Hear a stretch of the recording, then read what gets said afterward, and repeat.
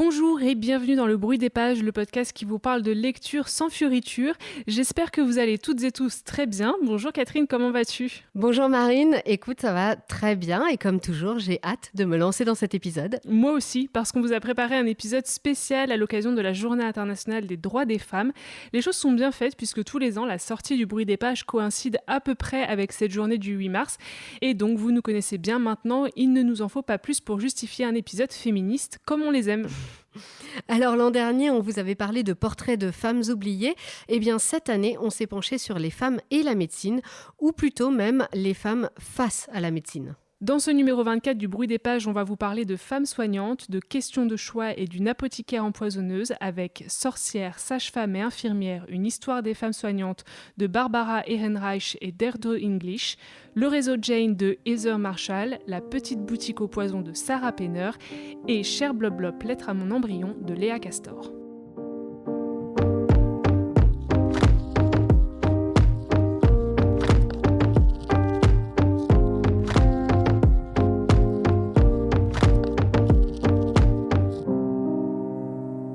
On se lance tout de suite dans le vif du sujet avec cet essai publié pour la première fois aux États-Unis en 1973. Il s'agit de Sorcières, sages-femmes et infirmières de Barbara Ehrenreich et Deirdre English.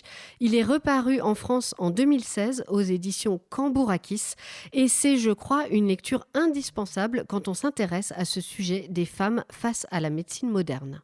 Engagée dans le mouvement pour la santé des femmes dans les années 1970, Barbara Ehrenreich et Deirdre English enquêtent sur les racines historiques de la professionnalisation du corps médical. Portant un regard féministe sur les chasses aux sorcières en Europe et la suppression de la profession de sage-femme aux États-Unis, elles s'interrogent. Et si derrière ces événements se cachait une véritable monopolisation politique et économique de la médecine par les hommes de la classe dominante, reléguant peu à peu les femmes à la fonction subalterne d'infirmières dociles et maternelles. C'était vraiment une lecture très intéressante. Quand on a choisi de le lire, je n'avais pas compris que c'était une réédition d'un texte publié dans les années 70. En fait, je pensais qu'il datait, des années 2010 à peu près. Bon, dès la préface, le malentendu a été dissipé. Mais ensuite, tout au long de ma lecture, je me suis vraiment fait la remarque que c'était encore vachement d'actualité. Ouais, ça c'est vrai. Alors oui, publié en 1973, et puis surtout, faut le rappeler, écrit par deux militantes féministes américaines. Barbara Ehrenreich et Deirdre English, elles ne sont pas historiennes, ça c'est important de le préciser pour la lecture. Avec cet essai qui a été publié sous forme de brochure, les deux femmes, elles se sont intéressées à l'effacement des femmes dans le milieu médical aux États-Unis et à l'origine de ce phénomène, en gros, plus ou moins depuis la chasse aux sorcières. Donc c'est important de le lire en se replaçant dans son contexte et d'ailleurs, une nouvelle préface des autrices a accompagné cette édition de 2015. Depuis, les recherches sur les chasses aux sorcières notamment ont évolué et certaines des affirmations des deux militantes ont été remises en cause, ce qu'elles expliquent d'ailleurs très justement et très honnêtement dans cette préface inédite. Ouais, une préface qui est très intéressante d'ailleurs. Oui. Déjà, on commence direct avec une préface très intéressante. C'est ça. Par contre, c'est vrai que leurs travaux ont quand même permis, dans les années 70, justement, une réflexion essentielle autour du sujet, en pointant du doigt le système patriarcal et dominateur qui s'exerce, malheureusement encore aujourd'hui, sur ce domaine médical. Exactement. Sorcières, sages-femmes et infirmières abordent des questions qui touchent clairement les femmes encore de très près aujourd'hui. Le texte décrit le processus de confiscation du domaine médical qui pourtant historiquement a été détenu par les femmes, par les hommes et surtout par les hommes de la classe dominante. Ouais. Alors oui, les choses ont un peu évolué quand même depuis les années 70, notamment la profession de médecin s'est quand même beaucoup féminisée, mais il y a encore tellement de chemin à parcourir. C'est assez impressionnant. Hein, et Oui, c'est vrai qu'en plus, quand tu penses médecin, souvent tu penses au masculin, médecin, chirurgien, mais par contre, tu penses infirmière. Oui, complètement. Tu vois, tout de suite, il y a ce réflexe-là, donc ça veut dire beaucoup de choses déjà. Ouais, et c'est en ça que je disais qu'en fait, il est encore très d'actualité, ce texte, parce que finalement, en effet, des choses ont évolué, mais il y a tellement de travail qu'on peut encore le lire et se dire, c'est bien de le rappeler. C'est ça.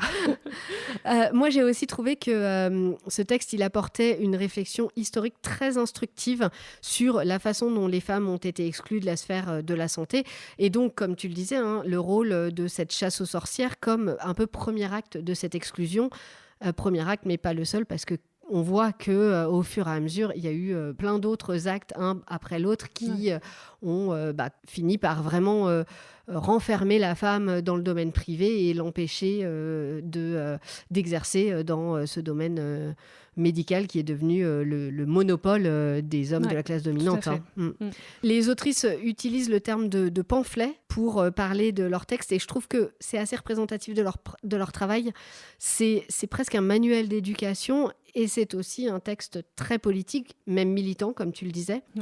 C'est même l'objet principal. C'est l'objet, c'est ça. Elles l'ont publié pour ça. Oui, voilà. Elles sont pas du tout... elles se disent pas historiennes, et elles sont très honnêtes avec le fait que c'est un texte militant, un pamphlet. C'est pour ça qu'elles utilisent le mot. Et je pense qu'il faut bien prendre ce texte-là en tant que tel, en tant que pamphlet.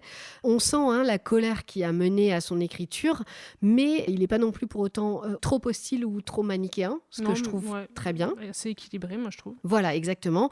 C'est donc un texte qui amorce très bien la réflexion sur toutes ces questions, mais je pense aussi que quand même, faut le prendre avec des pincettes, quoi, comme un pamphlet doit être pris avec des pincettes.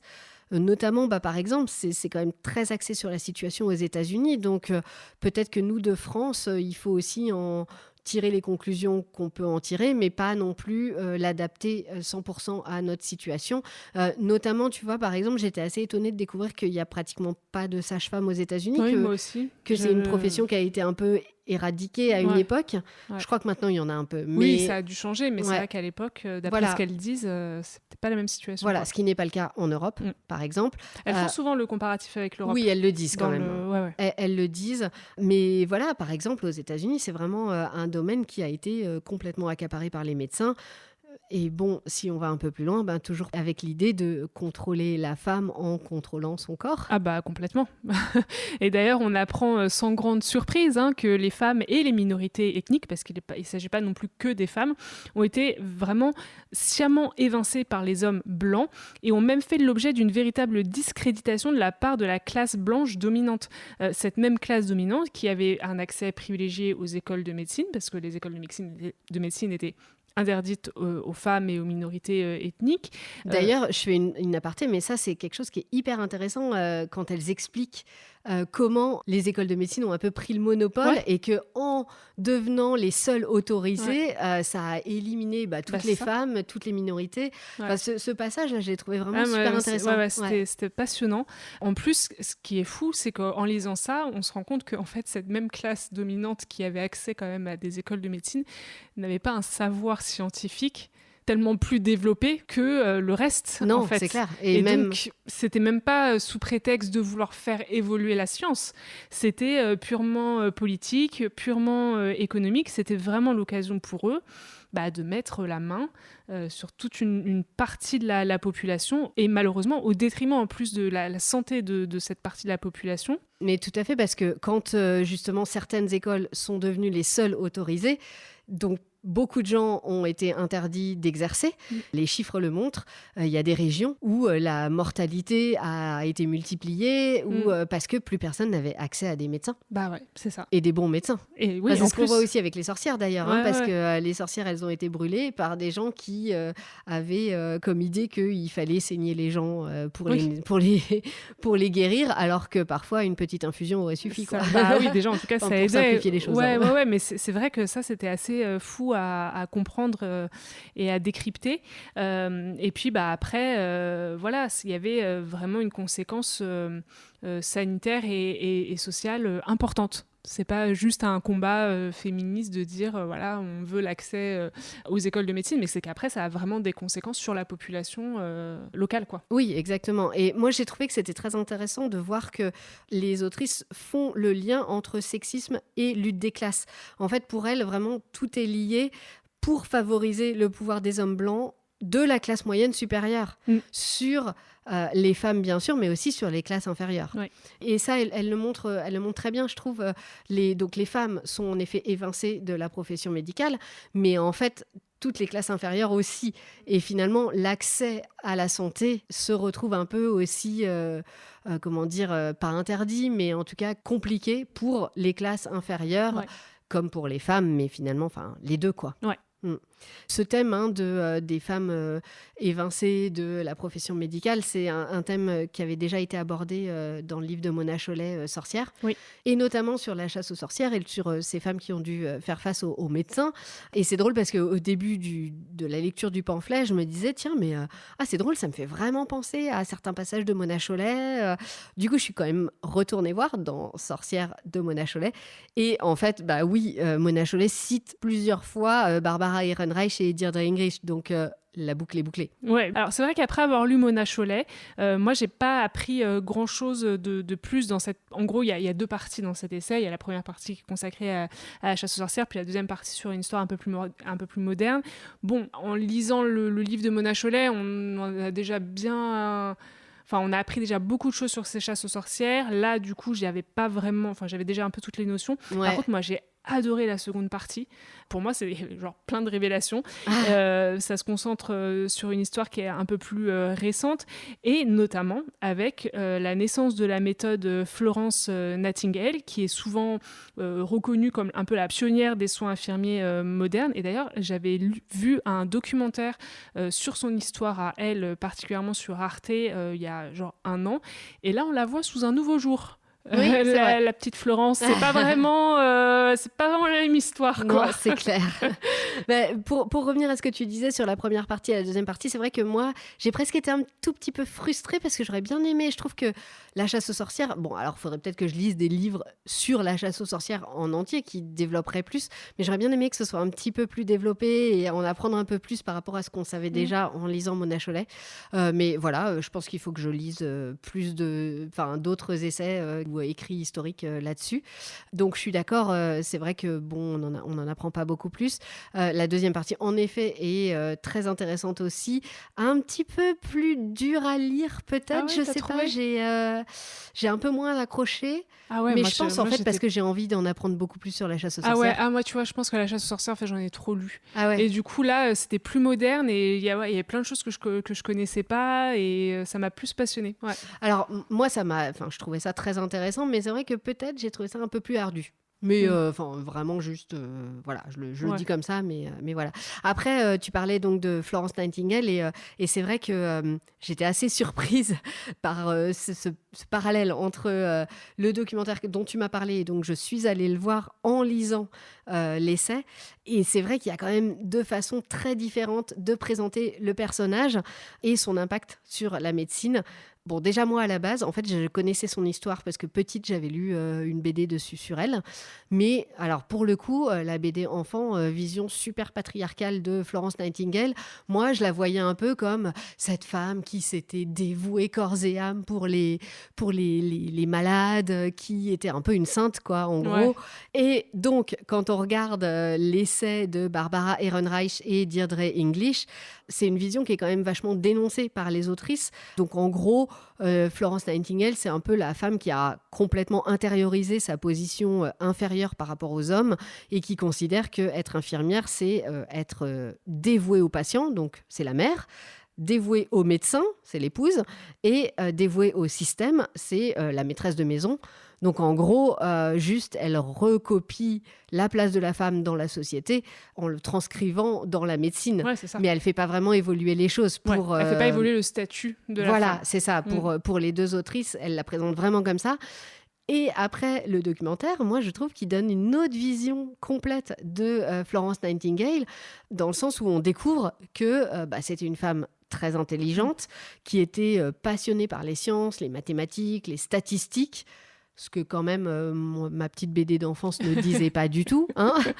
Et ce que Barbara Ehrenreich et Deirdre English ne disent pas non plus. Non, elle occulte ça. C'est une femme qui a eu une vraie réflexion sur comment limiter les infections à l'hôpital, parce que finalement, elle se rend compte que c'est ça qui tue plus que la maladie en elle-même ou que la guerre, parce qu'en l'occurrence, c'est pendant la guerre de Crimée qu'elle a découvert tout ça, et qui a aussi une vraie vision sociale de son rôle, avec l'idée que, on va améliorer la santé pour les classes supérieures, parce qu'elle vient de la classe supérieure et qu'elle s'adresse à ces gens-là d'abord, mais surtout qu'il faut le transposer pour les classes inférieures, les pauvres, dans quartiers défavorisés, début d'ouvriers, etc.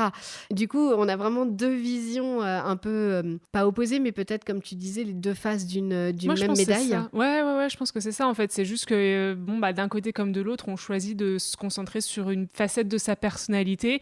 Mais bon, c'est certainement une femme complexe, importante dans sa démarche, mais de son époque aussi, et de son elle époque. Peut pas non plus tout oublier. Ouais, c'est clair. c'est ça. Et du coup, je pense que oui, certainement que sa vision des choses a eu des conséquences ensuite sur le rôle de l'infirmière de façon générale dans notre société et la vision qu'on en a. Oui, certainement. Après, moi, j'imagine que sur ce personnage de Florence Nightingale, la vérité est probablement un peu au milieu de tout ça, quoi. Ouais, voilà. Ou en tout cas, disons que quand on aborde ce personnage, faut essayer d'en avoir une vision très large, quoi. Oui, voilà. Ouais. Ce qui est bien avec cet essai, c'est que ça nous révèle une fois de plus comment le système patriarcal efface les femmes au détriment de l'ensemble de la société. Mais ce que j'ai beaucoup aimé aussi, c'est qu'en prenant le médical comme point de départ, les autrices ouvrent la voie à une réflexion sociale qui est beaucoup plus large sur le conflit de classe, qui a aussi divisé au sein même du mouvement féministe, et ça parfois on oublie d'en parler. C'est un essai qui est court, qui est pédagogique, qui est facile d'accès, et en plus, comme tu le disais Catherine, il y a des images. J'avoue que quand je l'ai ouvert et que j'ai vu qu'il y avait des images, j'ai trouvé ça sympa. Voilà, donc petit plus. Et j'ai beaucoup envie de lire le second qui s'appelle Fragile ou contagieuse, le pouvoir médical des femmes, qui là aborde un peu les discriminations dont les femmes peuvent être victimes au sein du corps médical. Et qui a l'air très intéressant aussi. Ouais, vaste sujet. Oui. C'est un sujet d'actualité en ce moment. Le réseau Jane de Heather Marshall nous parle de l'accès à l'avortement en Amérique du Nord. Le roman sort aux éditions Charleston dans quelques jours. Si vous ou une de vos amies tombe enceinte alors qu'elle ne le souhaite pas, vous devez appeler un médecin et demander Jane. Nancy Mitchell se raccroche désespérément à ces mots lorsqu'elle se découvre enceinte en 1980. Elle obtient le contact du docteur Evelyn Taylor qui pratique des avortements clandestins. Nancy sait que se rendre au rendez-vous pourrait l'envoyer en prison. Pourtant, quelques années plus tard, elle rejoint le réseau Jane en dépit du danger pour venir en aide aux jeunes femmes dont elle partage le déchirement. Nancy trouve rapidement sa place dans cette famille de cœur et comprend que chacune a ses propres raisons et secrets pour prendre au quotidien ces risques insensés. Et pour Evelyn Taylor, l'histoire a commencé près de 20 ans plus tôt dans un établissement religieux où les filles perdues étaient envoyées pour donner naissance. Ce livre, ça a été mon premier coup de cœur de l'aventure Charleston. J'ai vraiment adoré le roman d'Heather Marshall. Comme vous l'avez compris à travers le résumé, ce roman retrace à travers le destin de 3 femmes l'histoire du réseau Jane, un réseau clandestin qui permettait aux femmes d'avoir recours à l'avortement dans les années, entre les années 60 et 80 aux États-Unis et au Canada, alors que cette pratique était passible de prison. Ouais, moi j'ai adoré découvrir ce réseau Jane qui a donc vraiment existé. Moi j'en avais jamais entendu parler. Je sais pas si tu en avais entendu parler toi. Alors j'en ai entendu parler mais très peu de temps avant d'avoir lu le roman parce que j'avais lu un article dans la revue féministe La Déferlante et c'était sorti quelques mois avant donc je l'avais déjà lu. Ouais, article très intéressant que tu m'as fait lire après du coup et qui en effet est passionnant avec plein d'infos et plein de références et tout. Et ouais, alors moi j'ai du coup trouvé très intéressant d'en apprendre plus via le roman. Sur ce réseau Jane, j'ai trouvé que c'était une très belle histoire de solidarité féminine. Oui, c'est vrai. Et puis, c'est en plus un roman qui est d'autant plus essentiel à l'heure où l'avortement est quand même gravement menacé aux États-Unis. Le réseau Jane arrive vraiment à point nommé et met en lumière les difficultés qui sont rencontrées par les femmes à une époque où l'avortement n'était pas légal. Oui, et évidemment, on ne peut s'empêcher de se poser la question de ce qui pourrait arriver aux femmes aujourd'hui, alors que l'avortement est quand même remis en question aux États-Unis notamment, mais pas que. Je trouve que c'est assez triste, mais notamment dans La Déferlante, on apprend que le réseau, il est en train d'être plus ou moins réactivé aujourd'hui. Ouais. Moi, je trouve ça trop triste de lire ça. En fait, c'est ça, c'est que maintenant, elles essayent de se mettre en contact entre eux, parce que tous les États n'ont pas interdit l'avortement. Voilà, c'est donc, ça. En fonction de où tu te trouves aux États-Unis, tu peux venir en aide à des femmes qui habitent dans un État où l'avortement est devenu illégal, quoi. Illégal ou très compliqué. Ouais. Donc, c'est vrai que là, c'est une situation qui est vraiment vraiment triste, je trouve. C'est un retour en arrière ça. De fou, quoi. Et alors, le truc assez fou, c'est que au moment où on lisait ce roman, le réseau Jane réapparaissait dans l'actualité quand même. Et en plus, donc avec ce dossier de la déferlante. Et puis, moi, je suis complètement par hasard tombée sur un film qui s'appelle Call Jane, avec Elizabeth Banks et Sigourney Weaver, qui est sorti, je crois, aux États-Unis l'an dernier. Oui, c'était ça. Moi, alors vraiment, j'étais en plein dans le roman et là, je mets Canal et je tombe sur ce film-là. Donc, assez bizarre. Et trop bien. Et un film très sympa. Mais il n'est pas sorti en France au cinéma. Je pense pas. On l'a pas vu passer. Je l'ai pas vu passer. Mais un film très sympa qui raconte, pour le coup, le mouvement à Chicago, si je me trompe pas. Et un peu plus tôt, je dirais que ça se passe dans les années 70 plutôt. Ouais, puis donc du coup, c'est vraiment la naissance du mouvement. Là, voilà, la naissance jusqu'à la fin. Jusqu'à la fin du mouvement parce que avortement autorisé. Roe versus Wade. Ouais. Donc voilà, vraiment, d'ailleurs je vous le conseille si vous le trouvez, Call Jane, c'était un bon très film. Sympa. Moi j'ai beaucoup aimé. Alors, sur le roman en lui-même, il y a des choses que j'ai beaucoup aimées. J'ai quand même un avis assez partagé dessus. Tu te souviens, quand j'ai commencé à le lire, je t'ai dit que j'accrochais pas trop. Ouais. J'étais trop déçue d'ailleurs. Ouais. Et puis, j'ai quand même fini par me laisser prendre à l'histoire, mais il m'a fallu du temps.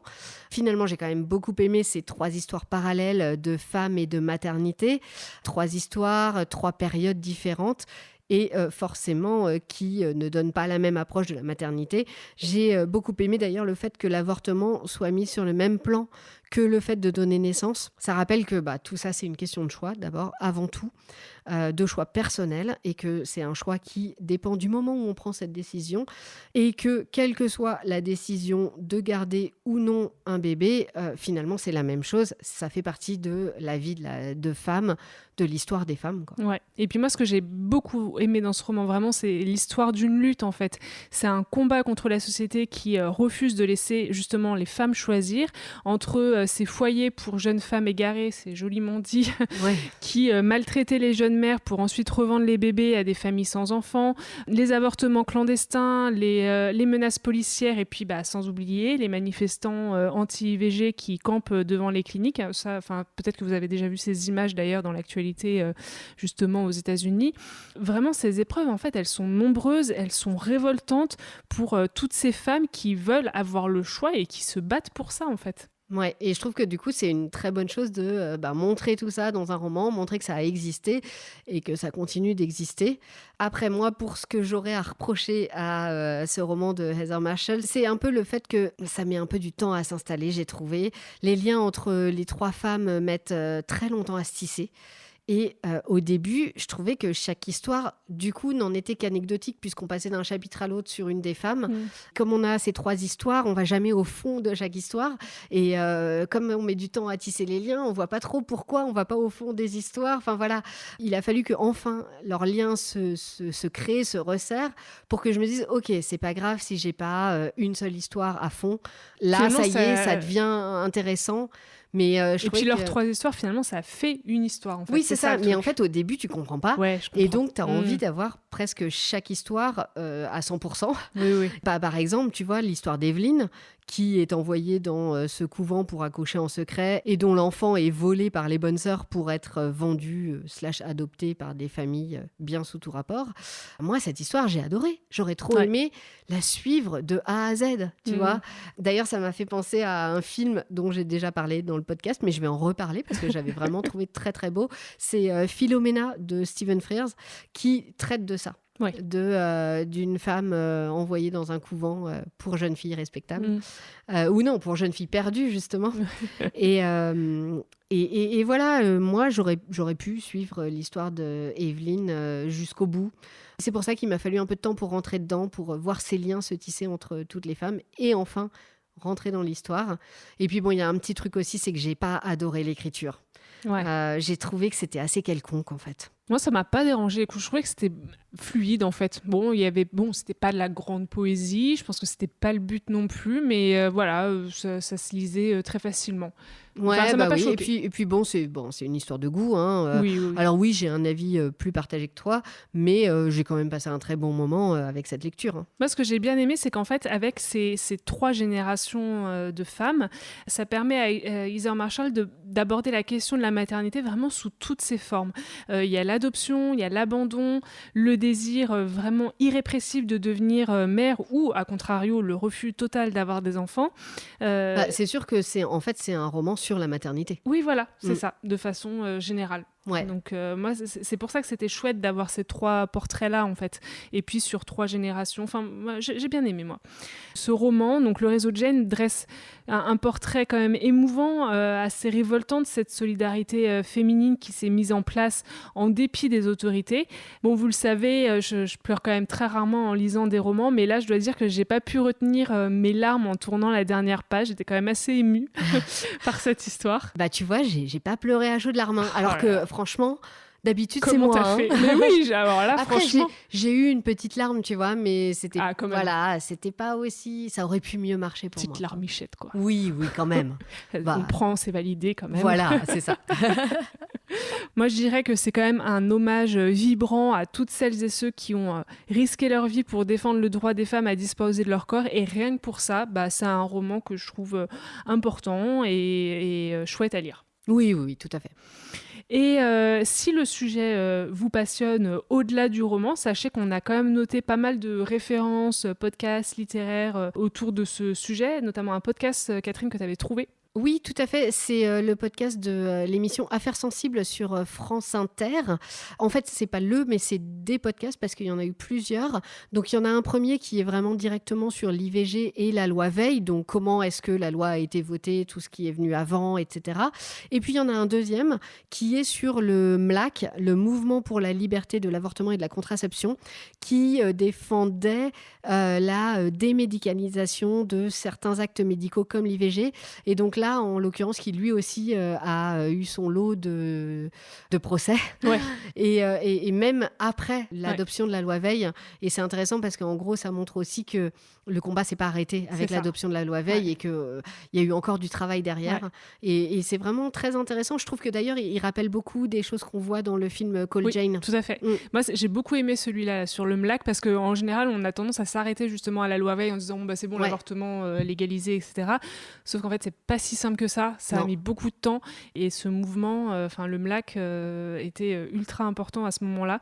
Donc, j'ai beaucoup aimé celui-ci. Moi, j'avais noté aussi... alors, cette fois-ci, c'est un roman parce qu'on parle dans ces podcasts, notamment du MLAC, etc., du procès de Bobigny. Et c'est un thème qui est abordé dans le livre de Véronique Olmy qui s'appelle « Les évasions particulières » que j'avais beaucoup aimé. Procès de Bobigny qui a mené à l'adoption de la loi Veil, qui a quand même fait énormément pour faire changer les mentalités là-dessus. Ça a été un tournant, quoi. Ouais, voilà, qui a été le tournant. Ouais. Et donc, impossible de parler du procès de Bobigny sans parler de Gisèle Halimi. Et il y a une nouvelle BD qui est sortie sur Gisèle Halimi qui s'appelle Gisèle Halimi, une farouche liberté. Et celle-ci, elle a l'air vraiment très cool. Ah ouais, je l'avais notée. Voilà, on a les mêmes références. On vous emmène maintenant dans le Londres de la fin du XVIIIe siècle avec La petite boutique au poison ou The Lost Apothecary de Sarah Penner. C'est un roman que nous avons lu en VF-VO pour ne pas changer. Il est publié en français par Faubourg Marigny et en anglais par Legend Press. Et pour ceux qui préfèrent les formats poche, il est sorti en janvier dernier chez Pocket avec une couverture d'ailleurs très belle, que ce soit en poche ou en grand format. Et en anglais et en français. Et en anglais et en français. Il faut le noter, c'est rare. C'est pas la même, mais franchement, les deux valent le coup. Ouais. Je jure solennellement devant Dieu, créateur de toutes choses, de ne jamais administrer de poison. À ce serment prêté jadis par les apothicaires, Nella ne souscrit plus depuis longtemps. Belladone, Hellebore, arsenic, on peut se procurer toutes sortes de poisons dans sa boutique du Number 3 Back Alley, à condition qu'un homme violent en soit la victime. Et il y en a beaucoup des hommes violents dans le Londres de 1791. 2 siècles plus tard, une mystérieuse petite fiole ressurgit dans la boue de la Tamise, au pied de Caroline, une américaine au cœur brisé, et avec elle toute une histoire de femme trop longtemps oubliée. La petite boutique au poison, c'est un très bel exemple de sororité et d'entraide entre femmes face au patriarcat. C'est évidemment quelque chose qui m'a beaucoup plu. Après, ce que j'ai trouvé original, c'est que l'entraide est quand même assez radicale. Pas de chichi dans ce roman. Les hommes font du mal à leurs épouses, à leurs filles, etc. Le poison est un très bon remède. Pourquoi pas? C'est une solution. Finalement, Nella, l'apothicairesse héroïne de ce roman, ne fait qu'aider les femmes à se débarrasser de leurs maux. MAUX, qu'il s'agisse de virus ou d'êtres vivants d'une taille un peu plus conséquente. Alors ça paraît un peu brutal comme ça, mais dans ce roman, il n'est pas question que de se serrer les coudes entre femmes et de se servir de poison, mais aussi d'amour et de vengeance. Que ce soit le personnage de Caroline à notre époque ou ceux de Nella, Eliza et toutes les autres femmes qui viennent dans la petite boutique au poison, Sarah Penner nous parle aussi de femmes qui ont aimé, qui ont été trahies et meurtries et qui décident de prendre leur vie en main. Moi, c'est quelque chose qui m'a beaucoup plu. Et puis, encore une fois, c'est un roman dans lequel il y a plusieurs timelines, plusieurs héroïnes dont les histoires se répondent. Le récit alterne les points de vue en passant d'une narratrice à l'autre et on peut donc choisir notre préféré. Et moi, c'est quelque chose qui m'a beaucoup plu. Alors, moi, quand tu m'as parlé de ce roman, c'est vrai qu'en lisant le résumé, je me suis dit que l'intrigue de départ, elle était vraiment prometteuse. Mais malheureusement, ça a été une déception. Pour moi, ouais, c'est dommage. Mais en fait, j'ai trouvé que les personnages étaient un peu trop manichéens et puis la narration beaucoup trop lente. En fait, je me suis ennuyée. Sur le papier, le choix de la double temporalité, c'était peut-être judicieux. Ça permet d'apporter du suspense parce que d'un chapitre à l'autre, tu dois attendre. Mais en réalité, je trouvais que du coup, la narration, elle piétinait et surtout, j'ai vraiment été ultra agacée par Caroline et toutes ces tergiversations. Mais j'avais envie de la secouer limite, je secouais mon roman en fait. J'en pouvais plus, elle me sortait par les yeux, j'avais envie de la réveiller et de dire mais arrête et vas-y, fonce quoi, tu vois. Bon, elle était un peu agaçante quoi, voilà. Mais c'est pour ça que tu peux choisir ton personnage préféré. C'est vrai, c'était pas mal. Bon, moi j'ai pas trouvé que ça traînait, c'est marrant, j'ai pas du tout eu ce sentiment-là en le lisant. Pour moi, ça a évolué au fur et à mesure, assez rapidement. Voilà. Et puis alors, j'ai surtout aimé les détails historiques. Donc bon, Caroline, en effet, n'est pas mon personnage préféré non plus, tu l'auras compris. Non, mais par contre, j'ai adoré Nella et Eliza, tu vois. Ouais, j'ai vraiment beaucoup aimé les suivre. Mais par contre, c'est vrai que j'ai adoré découvrir la façon dont Caroline trouve la fiole en fouillant le lit de la Tamise, ce truc de mudlarking. Franchement, moi, ça m'a trop intriguée et je suis allée voir et ça m'a trop donné envie. Je trouve ça trop cool. J'avoue, ça a l'air marrant. Et il y a vraiment des gens qui font ça. Ouais. Écoute, et qui trouvent des choses. Moi, je trouve ça génial. Bon, prochain week-end à Londres, on se book une session mudlarking pour aller fouiller dans la boue de la Tamise. Je veux faire ça. Et ensuite, c'est vrai que toutes les recherches qu'elle fait pour découvrir l'histoire de cette fiole, entre recherche historique et enquête, alors nous, on sait de quoi il s'agit, mais j'ai trouvé passionnant de la voir fouiller dans les archives, retracer les pas de Nella dans le Londres actuel pour reconstituer l'histoire. Et moi, l'idée de tomber dans une petite allée sur une boutique cachée depuis 3 siècles et où tout est encore là, rien n'a bougé, moi je trouve ça génial. En fait, c'est ça, tu vois, le problème. Moi, je pense que je m'attendais à lire un roman historique et en fait, j'ai eu l'impression de plonger dans un roman un peu feel-good, notamment avec Caroline et ses histoires de couple. Et je trouvais qu'il n'y avait pas assez de détails historiques et surtout, il y avait beaucoup d'incohérences. Alors, non seulement au niveau de l'enquête, en fait, j'arrivais pas à croire une seconde que cette échoppe, qui est quand même en plein cœur de Londres, dans le quartier d'affaires, elle n'ait jamais été découverte, quoi. Il faut attendre qu'il y ait une Américaine qui arrive. Tu sais, c'est genre, c'est Christophe Colomb, quoi.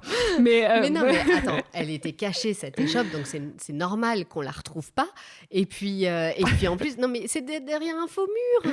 Tu peux pas la retrouver comme ça. Oh, franchement, j'y croyais pas. Après, quoi. Ça a peu de sens qu'elle puisse le retrouver, elle, comme par hasard. Voilà. Tu vois. Mais Bah, c'est pas grave, en Oui, fait. bah, je sais pas. Faut se laisser entraîner par le roman. Bah, je me suis pas laissée entraîner, j'étais trop récalcitrante. Et puis alors le truc aussi qui m'a un peu, voilà, c'est la réaction de certains personnages comme Gaynor qui tout d'un coup devient la meilleure amie de Caroline après avoir passé 2 heures à ses côtés à la British Library. Alors je sais que les Américains sont chaleureux, mais enfin quand même, tu vois, t'es là, bon, non, quand même. Mais t'étais trop réticente là. Hein. Ouais, Franchement, tu t'es pas laissée aller. Ouais. Bah, en fait, tu vois, je pense que en disant tout ça, c'est peut-être vraiment la partie moderne qui m'a le plus dérangée. Plus que la partie où on était avec Nella et Liza. C'est peut-être ça un peu qui m'a refroidi. Mais alors, non, aussi, ce qui m'a dérangée, c'est l'aspect dit féministe du livre, qui consiste avant tout quand même à faire passer les hommes pour des monstres sans empathie. Bon, alors je sais qu'ils sont pas... Pas tous les hommes. Pas tous. Beaucoup, elle n'a pas non plus des milliers de clientes. Non, mais tous les hommes du roman, ah oui, bah oui. C'est tous des monstres, quoi. Il n'y en a pas un pour attraper l'autre. T'es là, genre, bon, bah... Enfin bon, faut pas qu'un mec tombe sur le bouquin. Non, t'as raison, il n'y en a pas un pour attraper l'autre. Bah oui, il y en a pas. Et puis alors, en plus, du coup, le combat de Nella, c'est les tuer de sang-froid pour des raisons un peu diverses et variées. Ah non, alors pas diverses et variées quand même. Elle a des règles précises. Et d'ailleurs, c'est le moment où elle ne suit plus ses règles que ça part en couille. Oui. Non, mais enfin, quand même, non, mais c'est un peu extrême, comme faut pas non plus déconner, tu vois. Marine, au XVIIIe siècle, t'avais pas le choix. Ouais, t'étais coincée. T'avais pas d'autre solution. Tu pouvais pas dire, hop, c'est fini, je divorce et je vais me trouver un autre mec. Ouais, non, mais quand même, attends, tu vas tuer le bonhomme. Non, mais enfin, je sais pas, c'est un peu extrême, quoi. Bon, du coup, moi, je me suis pas trop attachée à ce personnage. Et puis, malheureusement, en fait, la maternité, elle est un des points centraux du roman, mais pas de la bonne façon. Parce qu'en fait, le destin de chaque femme, il est un peu défini que sur ce choix d'être mère ou non. Tu vois, c'est un peu refermé parce qu'en soi, le sujet de la maternité, très bien. On a parlé de plein de romans qui parlaient de la maternité, mais là, c'est la façon dont ça a été traité. Je trouve que c'était un peu caricatural. Et bon, alors là, après, c'est vraiment de façon tout à fait personnelle, mais je trouve qu'il y a une branche un peu de spiritisme qui est rajoutée dans le roman, qui n'a rien à faire là. Je me suis dit, bon, alors là, ça tombe comme un cheveu sur la soupe, ce truc. Et ça apportait pas grand-chose à l'histoire. Et je pense que le problème, c'est que je m'attendais à avoir un roman qui parlait beaucoup de médecine, de science, tu vois, avec ses poisons, ses trucs. Pas tant que ça, tu vois, non, au final. Alors ça, j'avoue que moi aussi, j'aurais bien aimé en savoir peut-être encore plus sur comment elle faisait ses poisons et peut-être aussi qu'elle faisait pas que ça. Voilà. Ouais. Ça, j'avoue, c'est vrai. C'est un peu dommage. Après, moi, c'est un roman qui m'a quand même fait voyager. Et j'adore Londres. Et donc, j'ai aimé m'y retrouver à la fois à notre époque et à la fin du XVIIIe siècle et avoir un peu ce parallèle entre les rues qui existent encore, qui n'existent plus, etc. Ouais. Alors oui, c'est vrai, c'est peut-être pas le roman du siècle, ça manque peut-être un peu de profondeur et de subtilité, mais moi, j'ai passé un très bon moment en le lisant et je me suis laissée emporter par les histoires de Nella, Eliza, Caroline, et en fait, j'en demandais pas plus.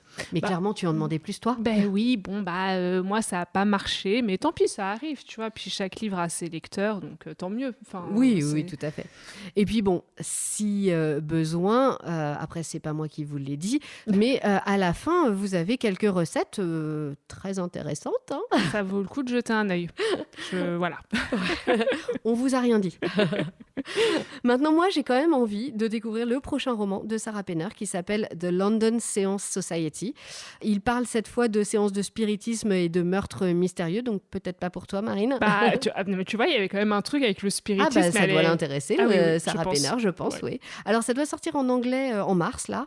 Et comme pour La Petite Boutique au Poison, la couverture est vraiment super belle et donne rien que ça donne envie. Ouais, c'est vrai que je reconnais à chaque fois les couvertures sont très jolies.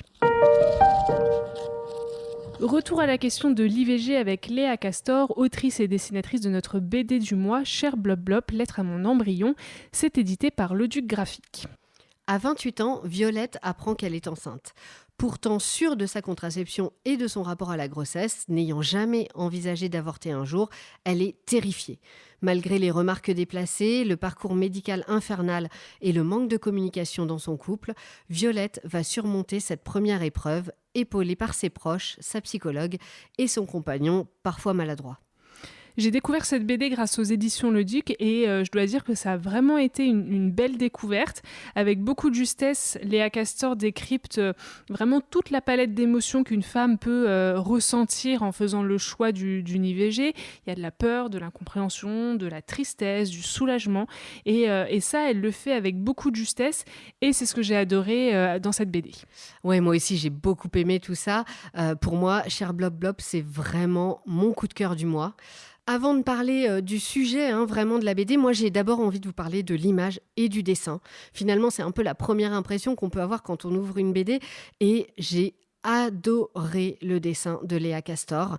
Déjà, rien qu'avec ça, j'étais conquise. J'ai adoré les couleurs, c'est bleu, c'est rose, le côté un peu aquarelle. J'ai trouvé que c'était magnifique.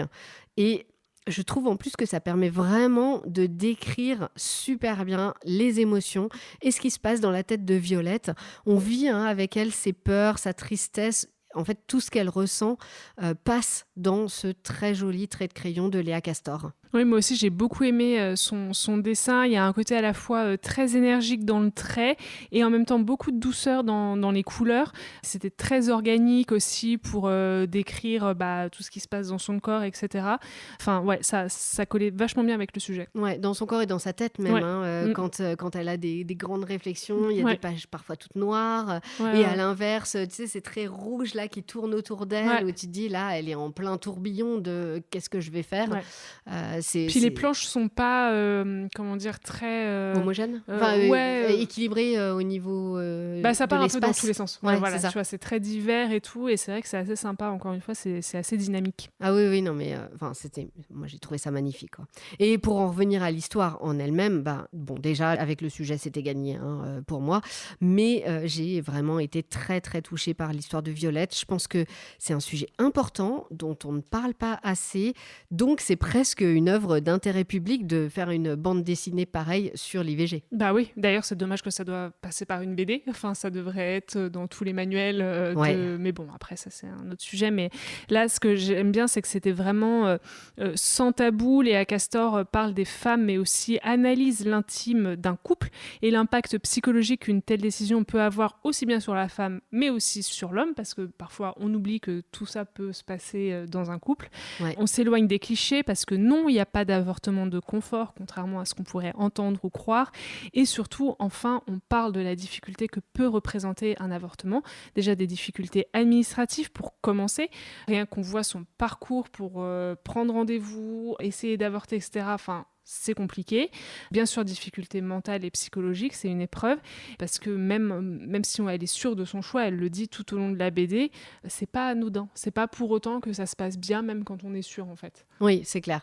Léa Castor nous décrit vraiment toutes les étapes concrètes et émotionnelles d'un IVG, et c'est vraiment un parcours du combattant, parcours très solitaire aussi, qui met sur la route des personnes qui ont recours à un IVG, des personnes plus ou moins bienveillante. En cela, je trouve que cette BD permet quand même de rappeler ce qui est acceptable et ce qui l'est moins ou pas du tout de la part d'un médecin, de soignants vis-à-vis des patientes, mais aussi finalement de la part de l'entourage. Et en fait, je trouve que c'est très bien fait parce que quand on regarde toute la première partie, finalement, on réagit pas trop, tu vois. On accepte presque la façon dont les médecins la traitent. C'est pas non plus hyper choquant, c'est pas, tu vois, non, je m'attendais à pire, moi. Ouais, voilà, on s'attend à pire, donc on se dit non, en fait, ça va, ça nous semble normal. Ouais. Et puis après, on voit une autre expérience, un autre gynéco, et là, on se rend compte que ah mais non, mais en fait, c'était pas normal, c'était pas si bien que ça. Et il y a vraiment des choses à revoir dans le premier parcours versus le deuxième médecin. Ouais. Et là, avec le deuxième gynéco, on se rend compte qu'il peut y avoir une prise en charge complètement bienveillante et sans préjuger que ça existe. Quoi. Et puis c'est dire à quel point c'est ancré en nous d'être traité de cette façon-là. Ça nous semble normal. Et c'est seulement au moment où on est confronté à une autre façon de faire qu'on se dit « Ah mais non, en fait, cette façon-là, elle n'est pas normale du tout. » Et elle n'est pas bienveillante, quoi. Et du coup, c'est vraiment bien, je trouve, de le montrer et de le dire. Ouais, tout à fait. C'était assez important. D'ailleurs, c'est vrai que cette BD, en fait, elle parle pas seulement de l'IVG, elle parle aussi de contraception, elle parle de charge mentale, elle parle de violence gynécologique et de tout ce qu'une femme doit affronter quand elle se retrouve face à une grossesse qui est non désirée. Et parce qu'on parle parlera jamais assez de toutes ces questions. Moi, je pense que cette BD, elle est ultra importante et elle soulève de nombreuses interrogations. Elle est vraiment à lire absolument. Cher Blob Blob m'a énormément émue et puis elle m'a aussi fait beaucoup réfléchir et je pense que c'est hyper important. Qu'est-ce que j'aurais fait moi dans la situation de Violette? Je pense que c'est des questions qu'il faut se poser et pas que pour les femmes hein, d'ailleurs, mais aussi pour les hommes parce que ils sont autant concernés et ils devraient être autant concernés par ces questions-là. Bref, c'est une BD puissante et importante, une lecture indispensable à mettre entre toutes les mains. On ne l'aura jamais assez dit. Voilà une petite sélection médecine et féminisme à l'occasion de la journée des droits des femmes. On avait bien sûr plein d'autres idées de livres sur ce thème, mais pour une fois qu'on arrive à faire un épisode en ayant lu toutes les deux tous les livres. Oui, bel exploit, surtout en ce moment. Ouais. Donc là, on s'est dit qu'il fallait quand même se concentrer sur cela. Après, on aurait pu vous parler aussi de romans dont on vous a déjà parlé, hein, Le pavillon des combattantes d'Emma Donoghue par exemple, ou À main nue de Leila Slimani et Clément Oubrerie qui nous parle de Suzanne Noël, la chirurgienne esthétique dont on vous avait parlé dans l'épisode de l'an dernier. C'est ça. Les femmes du dispensaire d'Henrike Engel que tu as lu récemment. Oui, tout à fait. C'est aussi un roman Charleston. Alors c'est le premier tome d'une trilogie un peu sur fond de romans historiques, enquête. C'était très sympa. J'ai beaucoup aimé le premier tome. J'attends de voir ce que ça va donner par la suite. Il y avait aussi Le cœur des femmes de Martin Winkler. Nous, on vous a parlé de la BD tirée du roman, qui était un énorme coup de cœur pour magnifique. Moi. Et le roman est génial aussi. Oui, Et en restant avec Martin Winkler, il y a tous les livres de Anna Roy et Martin Winkler sur la santé de la femme, la grossesse, etc. À lire tous. Ouais, il y en a plein. Allez. Allez-y, foncez. Et puis côté BD et sur plus les femmes dans le métier de médecin, il y a La médecin de Karine Lacombe qui parle du Covid. Oui. Il y a aussi Nouvelles du dernier étage de Claire Lemaine et Le syndrome de l'imposteur de Claire Lemaine aussi, qui aurait pu aussi faire partie de notre sélection. Il n'y a plus qu'à les lire. Voilà, allez, un peu plus sur la pile à lire. En tout cas, ça vous inspire si jamais vous avez besoin d'autres idées. Voilà. En tout cas, j'espère que cet épisode vous aura plu et qu'il vous a donné quelques idées de lecture supplémentaires et de films à voir aussi. Et de podcasts. D'articles. Enfin voilà, vous avez plein de références. Comme toujours, vous retrouverez toutes les références des livres dont on vous a parlé aujourd'hui avec de belles photos en prime sur notre Instagram lebruitdespages.podcast et sur notre blog. Vous pouvez aussi aller jeter un œil à mon Insta au fil des pages. N'hésitez pas à venir continuer la discussion avec nous sur Insta, on adore ça et on note toutes les recommandations que vous nous apportez. De toute façon, tout est bon pour faire grandir notre pile à lire. Et d'ailleurs, en parlant de pile à lire, tu en es où de la tienne, Marine ? Alors, moi, je termine un roman de chez Charleston, tiens donc, un roman de Kelly Rimmer qui s'appelle Les orphelins de Varsovie, qui raconte l'histoire du ghetto de Varsovie. Donc, roman assez difficile, sujet un peu compliqué, mais j'aime beaucoup. Et ensuite, je consacre le mois de mars à 2 romans que j'attendais avec beaucoup d'impatience et qui viennent tout juste de sortir. Le dernier roman de Ruta Sepetys, Si je dois te trahir, et celui de Samantha Shannon, dont je vous ai déjà parlé, Un jour de nuit tombée, le préquel du prieuré de l'Oranger. Pour te sortir un peu des romans Charleston. C'est ça. Et toi, Catherine ? Alors moi, je viens de recevoir ce matin Daisy Jones and the Six de Taylor Jenkins Reid. Et aussitôt reçu, aussitôt commencé. Il faut que je me dépêche parce que j'aimerais bien le lire avant de regarder la série, mais la série sort dans quelques jours. Donc j'ai quelques jours pour au moins le commencer. Et, tu peux regarder la série un peu après. Ah oui, complètement. Après, j'ai mis du temps parce que je cherchais une édition en particulier, parce que je suis une emmerdeuse et que je voulais une édition qui allait avec The Seven Husbands of Evelyn Hugo, qui est donc de la même autrice, et Malibu Rising que tu m'as offert et que donc je lirai, je pense, après. Là, tu vas pouvoir te faire tous les romans d'un coup. Tous les Taylor Jenkins Reid, là, c'est parti. Pour finir, un petit mot pour partager avec vous notre plaisir et notre gratitude. On approche à grands pas des 2 ans du podcast et il continue de grandir jour après jour grâce à vous toutes et tous. Vous ne pouvez pas imaginer à quel point ça nous fait plaisir de partager notre passion avec vous. Alors un grand merci et continuez à liker le podcast sur les plateformes d'écoute. N'hésitez pas à mettre des commentaires et surtout à en parler autour de vous pour que cette petite communauté continue de s'agrandir. Voilà, le bruit des pages, c'est fini pour aujourd'hui. Le prochain épisode sera donc celui des 2 ans. Peut-être qu'il y aura un gâteau et des bougies, qui sait. J'espère bien. Et donc d'ici là, bonne lecture à toutes et tous et rendez-vous à la prochaine page.